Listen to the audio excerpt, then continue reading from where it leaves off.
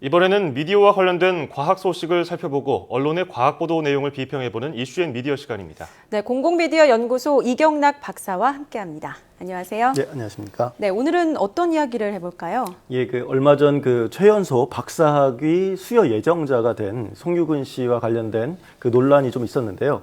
그 핵심적인 내용은 바로 이제 송 씨가 제1저자로 참여했던 논문이 표절 아니냐, 뭐 이런 의혹이었습니다. 그래서 오늘은 해당 내용에 대한 그 몇 가지 쟁점과 그리고 우리나라에서 그 이른바 과학 경제를 다루는 그런 언론의 문제점 이런 부분들을 이야기를 해보겠습니다. 예, 이 송유근 군이라면은 천재 소년으로 이름을 날렸던 소년인데 네네. 많이 컸더라고요. 어떤 게 논란이 됐습니까? 사실 소년은 아닌데 아직도 계속 소년으로 불립니다. 예.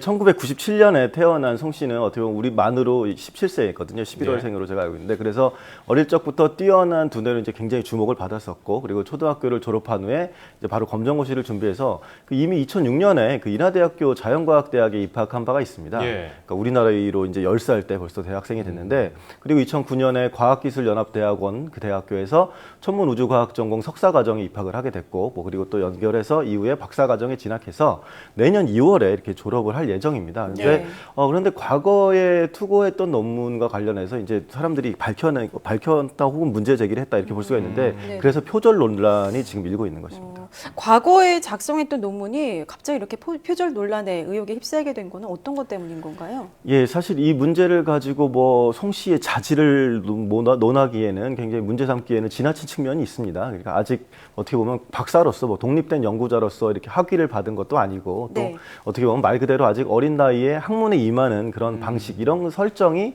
완성되지 않았다 이렇게 또 여유롭게 봐줄 수도 있는 것이거든요. 그래서 저 역시 이것에 대해서 개인에 대한 비판이나 의심 이런 것으로 이어지는 것들은 좀 특히 경계할 필요가 있다고 생각이 되고 네네. 그리고 그와 관련된 언론 보도들을 좀 비판적으로 보고는 있었는데요. 근데 문제는 어째서 이런 논란이 발생한 것인가에 대한 맥락적인 부분을 우리가 좀 파악해 볼 필요가 있다고 생각됩니다. 관련해서 우선 최근 과학동화의 보도를 보면 문제 제기한 물리학 전문가들이 있거든요. 그래서 인터넷에서 표절로 평가한 부분들이 있었습니다. 그래서 해당 내용에 따르면 올해 10월 10일이었는데 천체 물리학 저널에 발표한 제1저자가 그때 송유근 그리고 교신 저자 박석재 박사 이 논문이 있었는데 네네. 그게 알고 보니까 2002년에 이미 박석재 박사가 쓴 논문과 거의 이게 똑같다라는 네. 그런 의혹들을 제기를 했던 것입니다. 이 박석재 박사는 이 송유근 군의 박사과정 논문 지도교수 네, 아니겠습니까? 그렇습니다. 근데 선생님이죠. 네. 어떻게 보면은 자기 표절이라고 볼 수 있을까요? 예, 그렇습니다. 이게 송유근 군 논란으로 안 하고 이제 교신 저자 얘기로 하면 자기 표절일 수도 있는데 예. 사실 맥락적으로 말하자면 제자인 송유근 씨가 제1저자 그리고 박석재 씨가 교신 저자로서 어떻게 보면 주저자의 위치를 둘이 차지하고 있는 것인데요. 그런 관점에서 어떻게 보면 말씀드린 대로 박석재 박사의 자기 표절 문제가 될 수도 있는 부분도 있습니다. 예. 근데 이와 관련해서 인터넷에서 이제 송 씨의 그런 2015년 1저자로 됐던 논문과 박석재 박사의 2002년 논문을 읽어본 이제 물리학자들이 이제 유사성을 언급을 한 것이죠. 그래서 이제 이 정도 되면 표절이다 이런 식으로 얘기했습니다. 그래서 인터넷 게시판에서 실제 두 논문을 입수해서 비교해 본과 결과 그러니까 전체적인 글의 흐름은 물론 수식이 수학 수식까지 80% 이상 같다 이런 것을 확인했다고 했습니다. 그래서 이에 대해서 이제 반론을 제기했는데 박석재 박사가 이렇게 얘기합니다.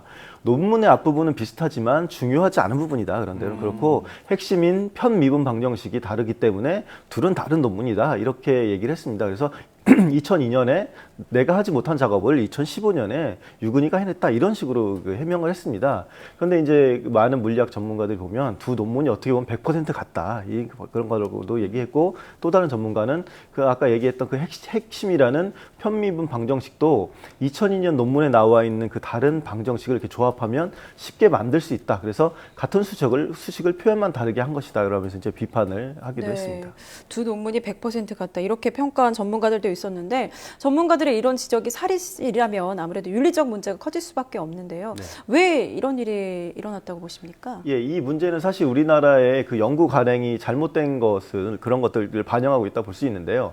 과거에는 이제 학술 대회 때 논문을 이제 발표하면 아주 이제 짧게 프로시딩이라고 해서 이 정도만 가지고 가거든요. 근데 이것을 그대로 다시 논문으로 가지고 온다던가 그리고 또 자기가 과거에 썼던 내용이니까 인용 표시를 제대로 안 하고 내가 어차피 썼던 거 다시 다시 쓰는 건데 뭐 이렇게 해서 거리낌 없이 사용하는 방식 이런 것들이 예전에 좀 있었거든요. 이제 그게 이제 문제가 된 것으로 보이고 어떻게 보면 예전에 정치권에서도 과거에 인사 검증을 할 때 표절 논란이 있었던 부분들이 있는데 그 부분도 살펴보면 제자의 논문에 왜냐하면 자기가 많이 지도를 했으니까 영향력이 있다고 생각해서 논문에 이름을 얹어서 발표하는 경우도 있었고 뭐 한글 논문이랑 똑같은 내용을 그대로 이제 영어로 번역해서 새로운 실적으로 논문을 내는 경우들도 있었고 뭐 그런 부분들이 문제가 제기가 됐었던 부분이 있었거든요. 그래서 어떻게 보면 과거에 아주 이제 지금처럼 그 확실한 윤리 규정이 없었을 때 관행처럼 이루어졌던 부분이기도 했습니다.